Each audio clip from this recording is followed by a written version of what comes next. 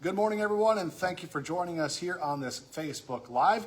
It is Friday. It is August 29th, last weekend of August, Labor Day weekend. We have the forecast for you. We're also tracking breaking news. We'll get to that in just a second. But first, a reminder for you, you can find us live here on Facebook each and every weekday morning. We go live about 8 o'clock for you. We love it if you can join us live here, but if you can't, watch it whenever it's convenient for you. It just will show up on your Facebook feed, or you can go look for it on our Facebook page as well. You can also look for us on our Inform YouTube channel and your favorite podcast platforms. You can also go to inform.com/podcasts and look for the Inform Minute.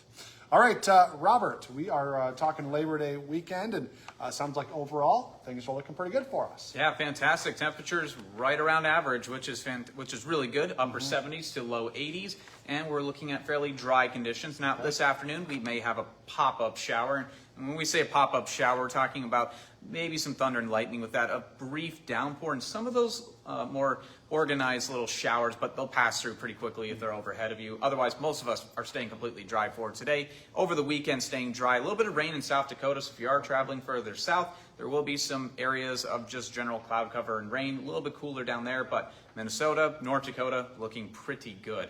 And we'll hold on, we'll plateau with those temperatures around 80 degrees heading into Labor Day, in which Labor Day we'll have partly cloudy skies, a chance of some showers later on to the evening, more so overnight.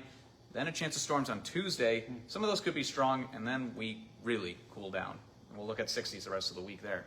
Well, it's fitting at least for like the start of football season. It kind of will feel like fall, but I'm still kind of holding on to summer. It's not over. We're going to still get nice days in September. Oh, absolutely. At least I prefer temperatures in the 60s over 80s with humidity. I like it when the air is a little more comfortable outside, and I can take a little bit of some chillier air if we have to compensate. I kind of like this time of year where it's kind of crisp in the morning, and then it's nice in the afternoons. It's kind of a nice little compromise. Or going to school in the morning, you'd have like a jacket on, and then you have to take that off, and it's super hot in the afternoon. A little bit of some bipolar weather there, but that's September for us. This morning, if folks are starting their Labor Day weekend early, not going to be doing stuff today, and they're heading out, if they're in the Northern Valley, some of those areas, you're going to probably deal with some fog. Yeah, we're already actually starting to see that back off a little bit near Grand Forks. It's still pretty prevalent in areas of northwestern Minnesota, but again, it's starting to back off once we get that sun up. The wind's not really helping too much get rid of it, but once we get that sunlight really up in the sky, we'll help to burn some of that fog off. The winds will pick up ever so slightly, but we're already starting to see it back off in Grand Forks, not nearly as soupy out there.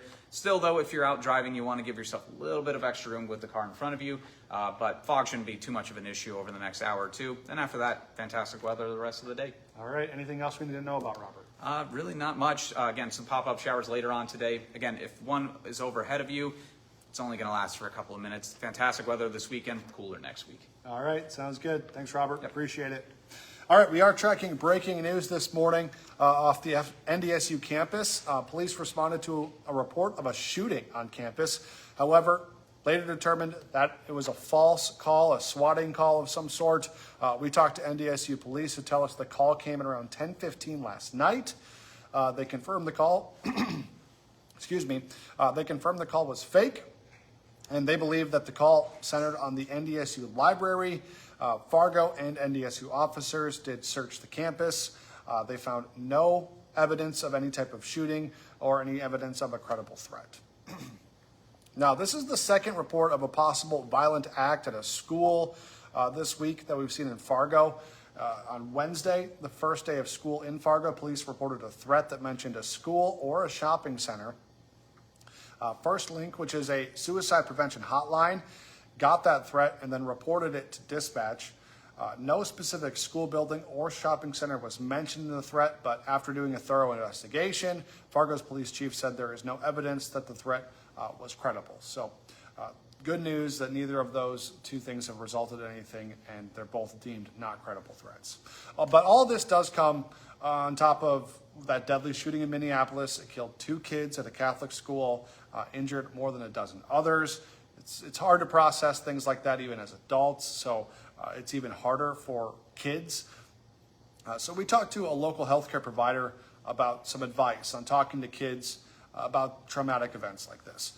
They say you should validate your child's feelings. It's best to limit details and then also make them age appropriate. You should also keep your own opinions out of it and then manage your emotions while you're trying to have this conversation. They say practice healthy coping skills with your child, like deep breathing, and talk to them about what safety measures are in place to protect them. New overnight, Fargo police had to block off a road after a semi-truck hit a power line. That crash happened on First Avenue North across from the FM Labor Temple. The truck's load caught a power line. Part of the load fell onto the road, taking the power line down with it. Police had to block off the street as crews from Excel Energy came and worked on clearing off the road. That road has since been reopened. The city of Fargo is considering updating routes and increasing prices for MAP bus. They're looking at increasing single ride fares from $1.50 to $2 for adults, and then from 75 cents to $1 for kids, seniors, and people with disabilities. They're also considering a 7-day pass for $10, and they're looking at eliminating several services and changing up some of the routes. You can give your thoughts at the Fargo City Commission meeting on September 2nd. That is on Tuesday. Today on Hot Mic with Dom Izzo, Cole Payton has been waiting for 4 years for his chance to be the Bison starting quarterback. That wait is going to end this weekend. He visits with Dom this morning about being QB1 as the Bison start their season in South Carolina against the Citadel tomorrow. Plus, everyone's favorite segment returns. Dom's dad is back to pick some winners on the first weekend of the college football season. Hot Mic is live from 9 to 11 on WDAY Extra and on Inforum.com. And don't forget, for just 99 cents a month for your first 3 months, you can get an all-access pass to Inforum.com. Just go to Inforum.com/subscribe to get that deal. And join us for the rest of our newscast today. The next one's at 11, then 4, 5, 6, 9, and 10.